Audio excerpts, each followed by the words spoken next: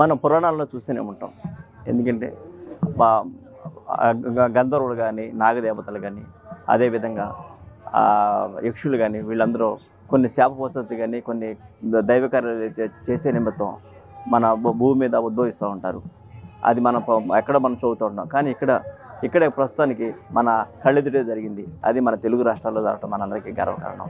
ఎందుకంటే నాగలోకానికి చెందిన నాగరాజు యొక్క కుమార్తె మరలా భూమి మీద మళ్ళీ జన్మించడాన్ని మనం చూసాము. ఆవిడ తెలంగాణ ప్రాంత వాసికి చెందిన ఈవిడ ఈరోజు ఆంధ్రాలోని గుంటూరు జిల్లా దగ్గర లింగాయపురం అనే గ్రామం వద్ద ఉన్న సర్వమతాలకు సంబంధించిన ఒక గుడికి రావడం జరిగింది. ఈ సందర్భంగా ఆమెకి అభిషేకం అది చేశారు. ఇక్కడ ఈ యొక్క గుడిలో మనం చూస్తూ ఉంటాము. ఇక్కడ నాగదేవత గుడితో పాటు అదేవిధంగా బుద్ధుడు, శివుడు, అదేవిధంగా పక్కమట దర్గా అనేవి మొత్తం 3 ఉన్నాయి. ఇక్కడ ఈ యొక్క అన్ని మతాల సమ్మేళనం ఉన్న ప్రాంతంలో ఆ దేవత మళ్ళీ ఇక్కడ రావడం జరిగింది. ఆవిడ ప్రస్తుతానికి లోపల పూజలో ఉన్నారు.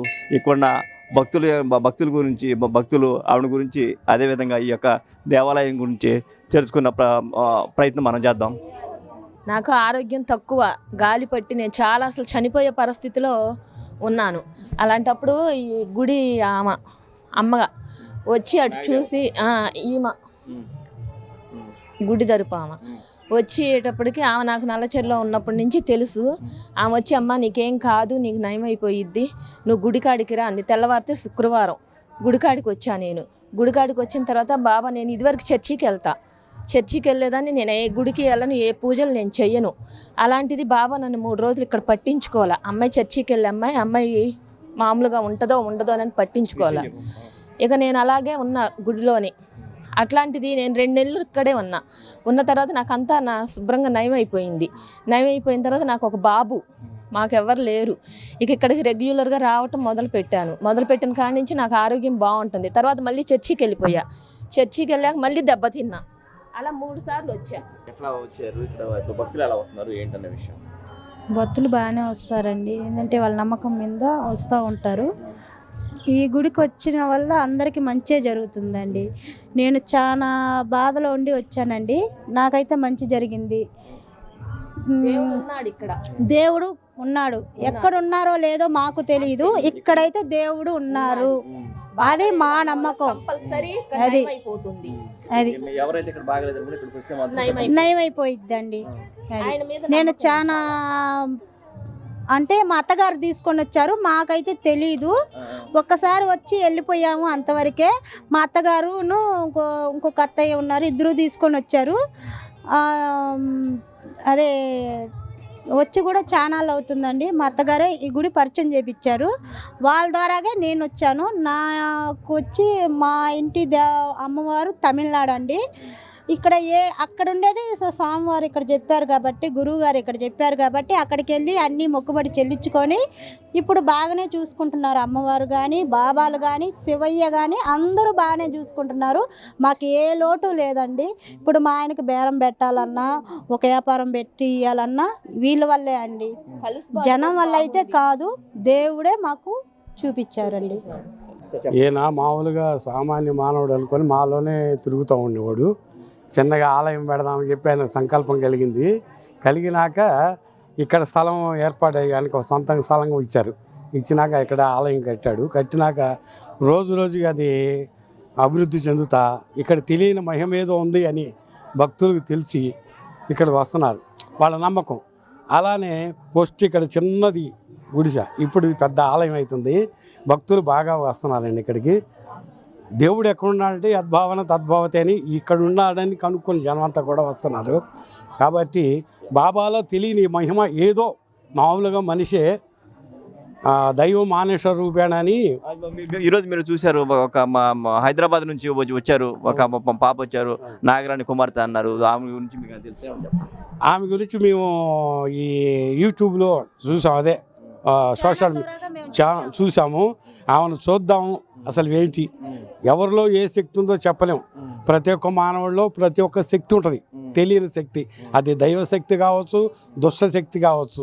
ఇక్కడ మాత్రం దైవశక్తి ఉంది అని భక్తులు వచ్చి నమ్మి వాళ్ళ కోరికలు వాళ్ళలో జరిగింది. ఆమెను దర్శించుకోవడానికి ఒకటి. రెండోది, ఆమె కూడా ఆ ఒక్క మహాశక్తి ఉండబట్టి ఆమె ఇక్కడికి వచ్చింది. భక్తుల ద్వారా కానీ ఫోన్ల ద్వారా కానీ ఇక్కడ ఏదో తెలియని మహిమ ఉందని మా భక్తుల నమ్మకం. వచ్చారు. నాగరాజే పంపించాడని మా ఇది నాగరాజులే పంపించారని మేము అనుకుంటున్నామండి. అది మా నమ్మకం. అమ్మాయికి వాళ్ళ ద్వారాగా అమ్మ నాగమ్మ నాగరాజులు ఉన్నారు, అమ్మ నాన్న కానీ నేను అనుకుంటున్నానండి మనస్ఫూర్తిగా. అది మేము రెండోసారేనండి రావటం. పోయినసారి వస్తే ఇక్కడ ఇప్పుడు బాగానే ఉందని మళ్ళీ మూడోసారి వచ్చాము. మూడోసారి ఇప్పుడు రావటం. చూడాలని వచ్చాము. అసలు ఆమె ఎట్ట ఉందో ఏంటో అసలు ఆ మహిమ ఏందో కనుక్కుందాం చూద్దామని వచ్చాం.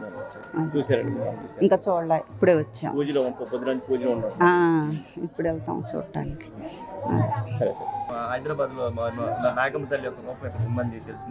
తెలిసిన పట్టుకునే వచ్చిన. అంటే ఎవరు ఒక అబ్బాయి ద్వారా తెలిసింది, ఇక్కడ వచ్చిన.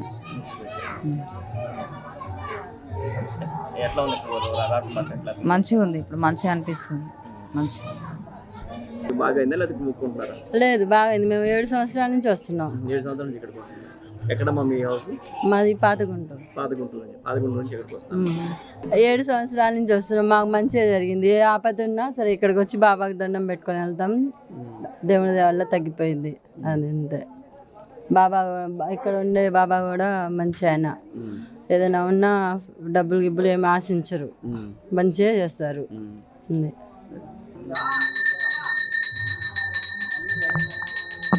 నాగరాణిని ఎలా తీసుకొచ్చారు మీరు? ఏ విధంగా తీసుకొచ్చారు? ఏ విధంగా తీసుకురావాల్సి వచ్చింది? ఫోన్లో చూసి, యూట్యూబ్లో చూసాం మేము. యూట్యూబ్లో చూసి మాకు పిలవాలనిపించింది. అమ్మవారు అనుగ్రహంగా ఉన్న అమ్మాయిలాగా అనిపించింది. మేము అందుకు తీసుకురావాల్సి వచ్చింది. ఫోన్ నెంబరు ఇట్లా టీవీలో వాళ్ళు చేశారు కదా వీడియో, దాని ద్వారా వాళ్ళకి ఫోన్ చేసి వాళ్ళు నాకు నెంబర్ ఇచ్చారు. నేను వాళ్ళకి ఫోన్ చేశాను, మాట్లాడాను వాళ్ళతోని. మా గురుగారితో కూడా మాట్లాడిచ్చాను. ఇంకా వాళ్ళకి రావాలనిపించింది, వచ్చారు. మీరు ఎప్పటి నుంచి ఇక్కడ ఉంటున్నారు? ఇది ఈ క్షేత్రం యొక్క మహిమ ఏంటి, ఎలా ఉంది? ఇక్కడికి నేను రాబట్టి 5 సంవత్సరాలు అవుతుంది. నాకు మాత్రం బాగుంది. ఇక్కడ సాక్షాత్తం దేవుళ్ళు అయితే ఉన్నారు. నేను అనుకున్నవి కూడా జరిగినవి.